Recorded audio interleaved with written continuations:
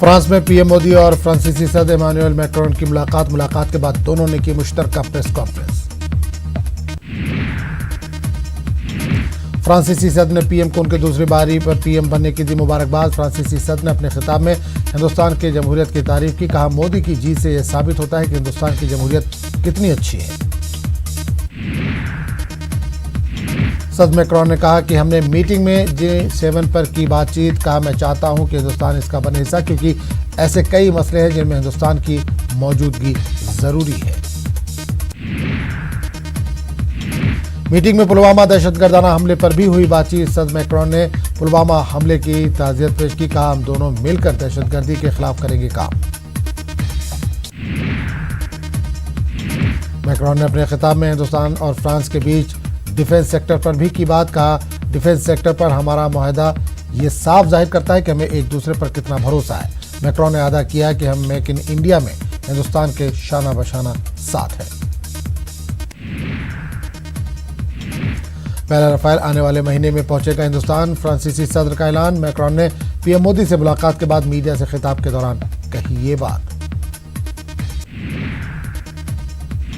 मुलाकात के दौरान कश्मीर मसले पर भी हुई बातचीत। मैक्रोन ने अपने खिताब में कहा कि हिंदुस्तान और पाकिस्तान के बीच का मसला है और दोनों को मसले का खुद ही ढूंढना होगा हल। किसी तीसरे को इसमें दखलंदाजी करने की कोई जरूरत नहीं। बातचीत से ही कश्मीर मसले का हल हो सकता है। मीडिया से बात के दौरान मैक्रोन का बयान। कहा, यह बहुत अच्छा है कि कश्मीर में अमन बरकरार है। इन्होंने कहा कि मैं कुछ दिनों बाद पाकिस्तानी वज़ीर-ए-आज़म से भी करूंगा बात। पीएम मोदी ने मुलाकात के बाद मीडिया से कहा कि हम बहुत खुश हैं कि पहला रफाल अगले महीने हिंदुस्तान पहुंचेगा। पीएम ने कहा कि फ्रांस ऐसा पहला मुल्क है जिसके साथ हमने सिविल न्यूक्लियर बंदोबस्त किया। पीएम मोदी आज जाएंगे मुत्तहिदा अरब अमारात। दोनों मुल्कों के दरमियान दो तरफा ताल्लुकात के लिए यह दौरा काफी अहम। मुत्तहिदा अमारात में हिंदुस्तानी बरादरी के पीएम के इस दौरे पर है नजर। आज सुप्रीम कोर्ट में साबिक फाइनेंस मिनिस्टर पी चिदम्बरम की बेल अर्जी पर होगी समाअत। चिदम्बरम के खिलाफ रिश्वतखोरी और मनी लॉन्ड्रिंग के केस है दर्ज। आज दिल्ली हाई कोर्ट में जम्मू कश्मीर के साबिक IAS अफसर और जम्मू कश्मीर पीपल्स मूवमेंट के सर शाह फैसल की गिरफ्तारी के खिलाफ अर्जी पर होगी समाअत। शाह फैसल को 14 अगस्त को दिल्ली एयरपोर्ट पर किया गया था गिरफ्तार। वादी भेजा गया था वापस, अब तक है नजरबंद। कांग्रेस को बुरी सदर सोनिया गांधी ने इशारों में बीजेपी पर साधा निशाना। कहा, राजीव गांधी ने बड़ी अक्सरियत के साथ जीत दर्ज करने के बाद भी डर फैलाने का नहीं किया था काम।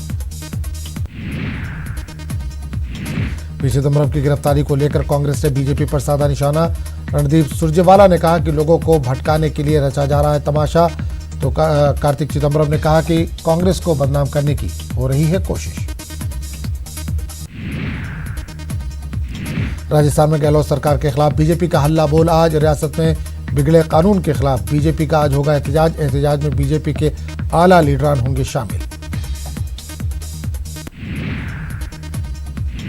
न्यूज़ 18 की खबर का बड़ा असर। राजस्थान के एक स्कूल में मिड डे मील में कीड़े मिलने के बाद एक्शन में आया इंतजामिया। कलेक्टर की हिदायत पर हेडमास्टर के नाम नोटिस जारी।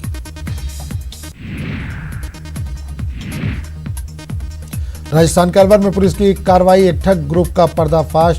पुलिस ने नाइजीरिया के 2 लोगों समेत 8 मुलजिमीन को किया गिरफ्तार। ग्रुप के कब्जे से 44 लाख नकदी बरामद। यूपी के बाद अब उड़ीसा के कॉलेज से भी रैगिंग का मामला आया सामने। वेलकम मीट की तकरीब के दौरान सीनियर तलबा ने फर्स्ट ईयर और सेकेंड ईयर के तलबा की रैगिंग की। स्किल डेवलपमेंट और टेक्निकल एजुकेशन मिनिस्टर ने कार्रवाई कर दिया हुक्म। करतारपुर कॉरिडोर वक्त पर खोलने के लिए पाकिस्तान का अज़्म। पाकिस्तान ने कहा, काफ़ी अरसे ज़ेरे इल्तवा कश्मीर तराजे पर बढ़ती कशीदगी के बावजूद करतारपुर कॉरिडोर खोलने के लिए अपने मंसूबे पर है कायम। करतारपुर में सिखों के पहले गुरु नानक देव के 550वें प्रकाश उत्सव पर खोला जाना है कॉरिडोर। कॉरिडोर के खुल जाने से हिंदुस्तान की तरफ से सिख अपने पहले गुरु के इस मजहबी मुकाम पर बगैर वीज़ा के कर सकेंगे दर्शन। शुमाली कोरिया ने खबरदार किया कि जनूबी कोरिया और अमेरिका की जानिब से खतरनाक और गैर मामूली फौजी इकदाम जजीरा नुमा कोरिया में एक नई सर्द जंग कर देगी शुरू। वेस्टइंडीज और टीम इंडिया के दरमियान जारी पहले वनडे की पहले इनिंग में टीम इंडिया की बल्लेबाजी कमजोर।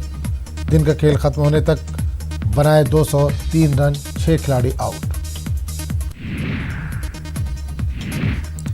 टेस्ट मैच में अजिंक्य रहाणे की अच्छी बल्लेबाजी, 81 रन पर हुए आउट। कोहली, पुजारा और अग्रवाल ने किया मायूस। इंग्लैंड और ऑस्ट्रेलिया के दरमियान एशेज का तीसरा मैच जारी। ऑस्ट्रेलिया सिर्फ 179 पर ऑल आउट। एशेज के तीसरे टेस्ट में जाफरा आर्चर ने अपनी गेंदबाजी का दिखाया जलवा, 6 विकेटें झटकी।